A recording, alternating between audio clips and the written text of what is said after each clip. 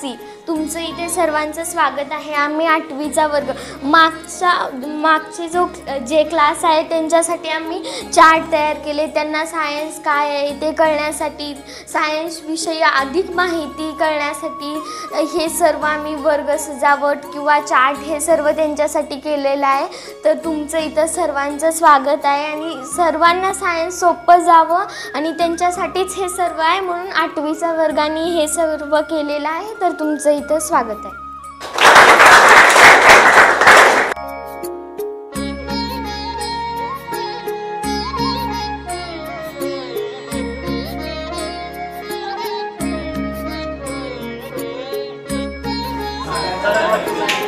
Sir, इथे जमलेल्या सर्व गुरुजन वर्गांचं इथे स्वागत आहे। विज्ञानच्या पुस्तकात 5वा धडा अणूचे अंतरंग त्याविषयी वैज्ञानिकांनी थोडक्यात माहिती सांगितली आहे। अणूचे अंतरंग कसे बनले आहे, अणू हा कसा बनला आहे, अणूचा उपयोग काय, हे सर्व वैज्ञानिकांनी माहिती सांगून त्याचे प्रयोग केलेले आहेत। ते आज आपण या पाठात पाहणार आहोत। सर्वात पहिले आपण पाहू अणू म्हणजे नेमके काय। तर सर्व भौतिक व रासायनिक बदलांमध्ये आपली रासायनिक ओळख कायम राखणारा मूलद्रव्याचा लहानात लहान कण म्हणजे अणू। जो सर्वात लहानात कण जो आपल्या डोळ्यांना सहज दिसतही नाही अशांना अणू म्हणतात। सर्वात पहिला 1818 मध्ये डाल्टन यांनी त्यांचा अणु सिद्धांत मांडला। त्यांना असे समजले की अणूचा आतला भाग जो एक चेंडू प्रमाणे आहे, काहीच अंतररचना नसलेला हा अणू ठरतो। त्यानंतर पुढील जे थॉम्सन यांनी त्यांचे अणुप्रारूप मांडले। त्या प्रारूपानुसार त्यांना असे समजले की अणूच्या आतमध्ये सर्वत्र धनप्रभार व सर्वत्र ऋणप्रभार पसरलेला असतो। त्यानंतर रुदरफोर्ड यांनी त्यांचा विकिरण प्रयोग केला। त्यांना रुदरफोर्डचा विकिरण प्रयोग हा आकृतीमध्ये दाखवल्याप्रमाणे आहे। अर्नेस्ट रुदरफोर्ड यांनी 1911 मध्ये त्यांचा सुप्रसिद्ध अणुसिद्धांत मांडला। या अणुसिद्धांतामध्ये त्यांनी प्रथम 10⁻⁻⁴ mm जाडीचा पत्रा घेऊन त्यावर अल्पाकणांचा मारा केला व अल्पाकण इकडे तिकडे परावर्तित होऊ नये म्हणून त्यांनी पहिला आकृतीत दाखवल्याप्रमाणे प्रतिदिमाप्त पडदा व त्यामध्ये सोन्याचा पत्रा, सोन्याच्या आत सोनं हा एक धातू आहे आणि धातू हा एक अणूपासून बनलेला आहे। मग त्या अणूच्या आतमध्ये काय आहे हे पाहण्यासाठी रुदरफोर्ड यांनी सोन्याच्या पत्र्यावर अल्पाकणांचा मारा केला। त्यांनी 20,000 अल्पाकणांचा मारा त्या सोन्याच्या पत्र्यावर केला। 20,000 अल्पाकणांचा मारा केल्यानंतर 20,000 पैकी एक अल्पाकण हा मूळ मार्गाच्या उलट दिशेने उसळला, कारण अणूच्या आतमध्ये बरीचशी जागा रिकामी आहे, बरीचशी जागा भरलेली आहे, बरीचशी जागा इलेक्ट्रॉन, प्रोटॉन, न्यूट्रॉनने व्यापलेली आहे आणि अणूच्या मध्यभागी हा धनप्रभारित केंद्रक असल्यामुळे त्या 20,000 कणांपैकी एक अल्पाकण त्या धनप्रभारित केंद्रकाला थडकून मूळ मार्गाच्या उलट दिशेने आला। म्हणून त्यांनी पुढील प्रमाणे रुदरफोर्डचा केंद्रीय अणुप्रारूप मांडला। या अणुप्रारूपात त्यांनी सांगितलं आहे की मोठ्या संख्येने आरपार गेलेल्या अल्पाकणांच्या वाटेत काहीच अडथळा आला नाही। एका अल्पाकणाच्या वाटेत अडथळा आला कारण की अणूच्या आतमध्ये इलेक्ट्रॉन, प्रोटॉन फ्लो होत असतात व अणूच्या मध्यभागी हे धनप्रभारित केंद्रक असते, त्यामुळे 20,000 पैकी एक अल्पाकण हा मूळ मार्गाच्या उलट दिशेने आला। यानंतर त्यांनी हे सर्व निष्कर्ष लक्षात घेऊन पुढील प्रमाणे बोरचे स्थायी कक्षा अणुप्रारूप मांडले। सन 1913 मध्ये डॅनिश वैज्ञानिक नील्स बोर यांनी त्यांचे बोरचे स्थायी कक्षा अणुप्रारूप मांडले। या पुढील माहिती माझी मैत्रीण साक्षी सांगते। कांशाने माहिती सांगितल्याप्रमाणे या प्रयोगातून हे अल्फाकण जेव्हा त्यांनी मारा केला अल्फाकणांचा, तेव्हा त्यातून एक अल्फाकण उलट दिशेने उसळला, कारण तिथे केंद्रक हा धनप्रभार असून त्या केंद्रकाला धडकून तो अल्फाकण उसळला, म्हणून एक अल्फाकण उलट दिशेने उसळला। ह्या सर्वांची नीट आपल्याला माहिती समजावी म्हणून ह्या सर्वांचा कवचनिहाय मांडणी करून त्यांनी आपल्याला नीट समजावून सांगितले आहे. त्यामध्ये पहिल्या अणुकवचाला के असं नाव दिले आहे, दुसऱ्या कवचाला एल व तिसऱ्या कवचाला एम व चौथ्या कवचाला एन असे नाव दिलेले आहे. यामध्ये अणुचा केंद्रक हा धनप्रभारित असून सगळ्या केंद्रकाला नावे दिलेली आहेत. तरी असे या अणूंची संरचना असून त्यामध्ये असा अणूंचा मधील भाग असून असं आहे सर्व अणूंची संरचना. त्यानंतर भूमापक यंत्र. हे भूमापक यंत्र आपण पृथ्वीवर रोज कुठे ना कुठे भूकंप होत असतो. रोज 12,000 ते 14,000 भूकंप आपल्या जमिनीवर होत असतात. त्यामध्ये ते भूकंप कसे झाले, कधी झाले, कुठे झाले आणि किती तीव्रतेने झाले असे हे मोजण्यासाठी हे भूमापक यंत्र वापरले जातात. हे भूमापक यंत्र आपल्याला असे सांगते की किती तीव्रतेने ते भूकंप झाला आणि अनेक जे हे आहे ते रिश्टर स्केल, ह्या रिश्टर स्केलने सुद्धा आपण ते मोजू शकतो. नॅशनल अर्थक्वेक सेंटरच्या निरीक्षणानुसार आपल्याला ती माहिती मिळत असते. आता यापुढील माहिती माझी वर्गमैत्रीण निकिता सांगेल. अणूच्या अंतरंग या पाठामध्ये बोरचे स्थायू कक्षा यामध्ये इलेक्ट्रॉनचे या संज्ञेने निर्देशित केले गेले जाते. त्यामध्ये 2n² या सूत्राने मिळालेली एकूण संज्ञा तिथे दाखवली जाते. n बरोबर 1 2 3, त्यानंतर k l m n या संज्ञेने संबोधण्यात येते. नंतर आपत्ती व्यवस्थापन हा आमचा धडा 9वा धडा आहे. त्यामध्ये डायग्राम नंबर 9.3 ह्यामध्ये पृथ्वीवर दररोज कुठे ना कुठे भूकंप होतो हे आपल्याला माहीतच आहे. तसेच नॅशनल अर्थक्वेक इन्फॉर्मेशन सेंटरच्या निरीक्षणानुसार आपल्याला समजते की दररोज 12,400 तसेच 14,000 एवढे भूकंप होतात. आणि त्याप्रमाणेच रिस एज्युकेशन यावरून लक्षात येते की पृथ्वी सतत कमी अधिक प्रमाणात कंप पावत असते आणि भूकंपाच्या नोंद घेणाऱ्या यंत्रासह सेस्मोग्राफ अथवा सेस्मोमीटर या दोन्ही नावाने संबोधण्यात येते. त्यानंतर भूकंपाची तीव्रता मोजण्यासाठी रिश्टर स्केल या एककाचा वापर केला जातो. आणि महाराष्ट्रामध्ये लातूर जिल्ह्यामध्ये 1993 मध्ये 4.6 यामध्ये भूकंप झाला होता. त्याची तीव्रता तेवढी होती. आणि ह्यानंतर ह्या साईडला ग्रहांची माहिती, त्यानंतर सिम्बॉल्स आहे. आपल्याला 8वीमध्ये आल्यावर समजेलच की अल्फाचा, बीटाचा, सिग्माचा, लॅम्बडाचा याचा काय उपयोग होतो. गणितामध्ये जसे ए ते जेड यापर्यंत संख्या घेतली गेली जाते, तसंच विज्ञानामध्ये स्थिरांकासाठी अल्फा बीटा याप्रमाणे सिम्बॉल्स घेतले जातात.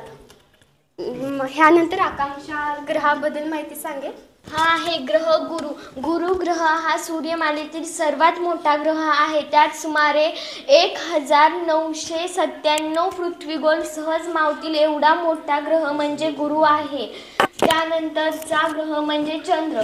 सूर्यमालेतील स्वतंत्रपणे फिरणारा ग्रह म्हणजे खगोलीय ग्रह म्हणजे चंद्र या ग्रहाला उपग्रह असेही म्हणतात. आणि चंद्राचा परिवलनाचा काळ हा 27.3 दिवस एवढा असतो. त्यानंतरचा ग्रह म्हणजे बटू या ग्रहाला प्लुटो ग्रह असेही म्हणतात. सूर्याभोवती स्वतंत्र फिरणारा ग्रह म्हणजे प्लुटो. विशिष्ट ग्रहाभोवती फिरणाऱ्या खगोलीय वस्तूंना उपग्रह असे म्हणतात. प्लुटोला सूर्याभोवती फिरण्यास सुमारे 148 वर्षे लागतात व त्यांचा परिवलनाचा काळ हा 6.38 दिवस असतं. यानंतरचा ग्रह म्हणजे शनी. सूर्यमालेतील सहावा गुरु ग्रहानंतर सर्वात मोठा ग्रह म्हणजे शनी हा एक वैशिष्ट्यपूर्ण ग्रह म्हणून ओळखला जातो, कारण शनी या ग्रहाभोवती कडी आहे. त्यानंतरचे ग्रह म्हणजे लघुग्रह. सूर्यमालेतील ग्रह तयार होताना अत्यंत छोट्या कणांनी जे ग्रह तयार झाले आहे ते त्यांचे खडकामध्ये रूपांतरित झाले आहे. त्याच ग्रहांना लघुग्रह असे म्हणतात. नमस्कार, मी तुम्हाला आज विज्ञानच्या वर्गातील विज्ञान या या धड्यातील बल व दाब या धड्यातील माहिती सांगणार आहे. त्यामधील पहिला विषय आहे संतुलित व असंतुलित. त्यालाच इंग्रजीत आपण बॅलन्स्ड आणि अनबॅलन्स्ड म्हणतात. जर आपण एका टेबलावर एका बाजूला तराजूमध्ये एका पारड्यामध्ये कमी वजन आणि दुसऱ्या बाजूला जास्त वजन ठेवलं तर ते खाली वर होतं, त्यालाच अनबॅलन्स्ड म्हणतात. जर आपण एका पारड्यामध्ये जास्त वजन आणि तिकडे पण समान वजन ठेवले तर ते समान होतं, त्यालाच संतुलित बल असे म्हणतात. आणि यापुढील माहिती माझी वर्गमैत्रीण साक्षी सांगेल. मी ॲटमॉस्फिअर म्हणजे वातावरणीय दाब. हवेमुळे निर्माण होणाऱ्या दाबाला वातावरणीय दाब असे म्हणतात. आपण ज्या ठिकाणी पृथ्वीच्या पृष्ठभागापासून सुमारे 16 किलोमीटर म्हणजे 16 किमी पर्यंत गुरुत्वीय बल जसे सध्या आहे, ही वस्तू खाली टाकल्यानंतर ती खाली जाते. म्हणजेच पृथ्वीवर गुरुत्वीय बल आहे आणि 16 किलोमीटरच्या वरी गेल्यानंतर थोडं 400 किलोमीटर गेल्यानंतर तिथं विरळ म्हणजेच कमी प्रमाणात गुरुत्वीय बल आहे व 400 किलोमीटरच्या वरी गेल्यानंतर तिथे काहीही गुरुत्वीय बल नाही आहे. म्हणजेच कोणतीही वस्तू आपण तिथं टाकलो की ती वस्तू तिथं तरंगते, म्हणजेच की ती कधी खाली येऊ शकत नाही. म्हणजेच त्या ठिकाणी गुरुत्वीय बल आहे, त्यामुळे कोणतीही वस्तू खाली येऊ शकत नाही. समुद्रपाटीपासून आपण जसजसे वर जाऊ तसतसे वातावरणीय दाब कमी कमी होतो. म्हणजेच आत्ता सांगितल्याप्रमाणे मी तुम्हाला ॲटमॉस्फिअर म्हणजेच की वातावरणाखाली तर गुरुत्वीय बल आहे, वरी गेल्यानंतर 400 किलोमीटर गेल्यानंतर तिथे नाही आहे, परत त्याच्या वरी गेल्यानंतर काहीच नाही आहे. म्हणजेच समुद्रपाटीपासून जसजसे वर जाऊ तसतसे वातावरणीय कमी आहे. म्हणजेच याचा अर्थ असं होतो, इथं दाखवलेल्याप्रमाणे इथं 16 किलोमीटर आहे, परत 400 किलोमीटर तर तिथं सर्व विरळ आहे, इथं वरी गेल्यानंतर काहीच नाही आहे. मग तिथं ते सिमोल दाखवल्याप्रमाणे त्याचा अर्थ असं होतो. असे हे वातावरणीय दाब आहे. धन्यवाद. एक्झिबिशन इथे उपस्थित असलेले सर व मॅडम ह्या सर्वांचं स्वागत आहे. थँक्यू, तुम्ही इथे सगळे उपस्थित असल्याबद्दल. ह्या धड्याचं एक्सप्लेनेशन करणार आहे माझी प्रिय मैत्रीण श्रेया काळे. तिने एक्सप्लेनेशन करावी अशी मी तिला विनंती करते. इलेक्ट्रिक सर्किट डायग्राम असे म्हणतो. याच्यामध्ये करंट कुठे फ्लो होतो आणि करंट कुठे फ्लो होत नाही याच्यावरून कळते. ह्याच्यामध्ये इलेक्ट्रॉन प्रोटॉन असतात. इलेक्ट्रॉन म्हणजे ऋणप्रभार तर प्रोटॉन म्हणजे धनप्रभार असतो. इलेक्ट्रॉन म्हणजे ऋणप्रभार तर प्रोटॉन तर धनप्रभार असते. याच्यामध्ये विद्युत बल्ब हा खूप महत्त्वाचा असतो. याच्यामध्ये जर सेल नसेल तर करंट कुठे फ्लो होतो याच्यावरून कळत नाही. आणि याच्यामध्ये 2 व्होल्ट इतके अंतर असते. विभवांतराचे एसआय एककमधील अंतर 2 व्होल्ट इतके आहे. ह्याच्यामध्ये प्लग कळ व विद्युत घट असतो आणि विद्युत बल्ब असतो. मी पहिला भाग इयत्ता 8वीचा 10वा धडा वनस्पती पेशी व प्राणी पेशी यातील मुख्य घटक आहेत. आता त्या वनस्पती पेशीमध्ये तंतुगणिका हे पहिला घटक आहे. त्यात तंतुगणिका हे पेशींना ऊर्जा देण्याचे काम करते आणि पुरवण्याचे काम करते. आणि पेशीभित्तिका हे शैवाल कवक व वनस्पती पेशीभोवती असणारे हे 2 कवक आढळतात. आणि प्राणीपेशीमध्ये पेशीभित्तिका नसते. पेशीभित्तिकेची मूलत सेल्युलोज व पेक्टिन ह्या 2 कार्बोदकापासून बनलेले असते. आणि कालांतराने किंवा आवश्यकतेनुसार लिग्निन, सुबेरिन आणि क्युटिन हे बहुवार्के पेशीभित्तिकेत तयार होतात. आता हे केंद्रक पेशीपटल हे पेशीभोवती असणारे पातळ, नाजूक व लवचिक आवरण आहे. आता केंद्रक हा इलेक्ट्रॉन सूक्ष्मदर्शिकेने पाहिल्यास केंद्रकाभोवती असणारे दुहेरी आवरण आणि छिद्रे यालाच केंद्रक असे म्हणतात. आता पेशीद्रव्य हे प्रद्रव्य पटल आणि केंद्रक यामधील तरल पदार्थाला पेशीद्रव्य असे म्हणतात. मी मैत्रीण औदुंबर मोरे व माझी वर्गमैत्रीण. आम्ही 10वीचा धडा विद्युतधारेचे परिणाम हे आपण पाहणार आहोत. विद्युतधारा ही जास्तीत जास्त केव्हा होते म्हणजे की आता आपण पाहिले की केपलरचे फ्लेमिंग्स राईट हँड रूल। अंगठा हा विद्युत वाहकाची गतीची दिशा दर्शवतो व तर्जनी हा चुंबक क्षेत्राची दिशा दर्शवतो। मधले बोट हा प्रवर्तित विद्युत धारेची दिशा दर्शवते व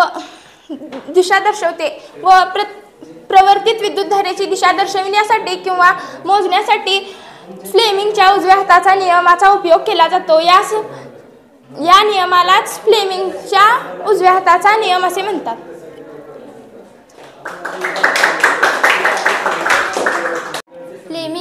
Fleming's is left hand rule म्हणजे फ्लेमिंगच्या डाव्या हाताचा नियम। अंगठा हा विद्युत वाहकावरील बलाचे कार्य करतो। मधले बोट हे विद्युत धारेची बल हे असे म्हणतात। आणि तर्जनी म्हणजे चुंबकीय क्षेत्राची दिशा। विद्युत धारेची दिशा आणि चुंबकीय क्षेत्राची दिशा जर आपण विचारात घेतलो तर आपल्याला असे आढळून येईल की बलाची दिशा ही विद्युत धारेच्या आणि चुंबकीय क्षेत्राच्या दिशेस लंब राहतील अशी ताठ धरावीत। तर्जनी जर चुंबकीय क्षेत्र असेल तर मधले बोट हे विद्युत धारेची दिशा असेल तर अंगठा हा विद्युत धारेतील बलाची दिशा म्हणजेच कायमस्वरूपी अंगठा हा दिशा दर्शवतच असतो। नमस्कार। आज आपल्या नागनाथ प्रशालेमध्ये इयत्ता 8वीच्या विद्यार्थ्यांनी सायन्स एक्झिबिशन म्हणजेच विज्ञानाची थोडक्यात जत्रा याचं आयोजन केलेलं होतं। यामध्ये विद्यार्थ्यांना संपूर्ण जे विज्ञानाचे धडे आहेत त्या धड्याचं थोडक्यामध्ये आणि अगदी महत्त्वाचे मुद्दे एका चार्टवर लिहून त्याद्वारे सर्व शिक्षकांना आणि प्रशालेतील इयत्ता 5वी पासून 10वी पर्यंतच्या सगळ्या विद्यार्थ्यांना प्रत्येक धडा आणि त्या धड्यातील मुद्द्याचं महत्त्व सांगितलेलं आहे। आणि हे सांगत असताना विद्यार्थ्यांनी अथक परिश्रम घेतलेले आहेत। गेल्या 8 दिवसापासून विद्यार्थ्यांनी जणू पुस्तकच तोंडपाठ करून टाकलेला आहे। पुस्तकातील प्रत्येक धड्यातील प्रत्येक मुद्दा हा त्यांनी व्यवस्थित पाठ करून तो आम्हाला समजावून सांगण्याचा प्रयत्न केलेला आहे। आम्हालाच नाही तर इयत्ता 5वी पासून सर्व वर्गातील विद्यार्थ्यांना हे समजलेलं आहे आणि याच्यावरून हे कळतं की या विद्यार्थ्यांचा हा परिपूर्ण अभ्यास या ठिकाणी झालेला आहे। हे करण्यामागं सर्वात मोठं योगदान आमच्या प्रशालेतील सहशिक्षक असणारे पठाण सर यांचं आहे, जे विज्ञान शिक्षक आहेत। यांच्या संकल्पनेतून हा मोठा सायन्स फेअर किंवा एक्झिबिशन या ठिकाणी भरवण्यात आलेला होता। सर्व विद्यार्थ्यांनी न घाबरता न भीता अगदी कॉन्फिडन्सनं हा फेअर या ठिकाणी राबवला। आम्हाला तो अत्यंत आवडलेला आहे आणि या विद्यार्थ्यांना असंच पुढे यांनी प्रगती करावी यासाठी पुढील वाटचालीसाठी मी शुभेच्छा देतो। धन्यवाद।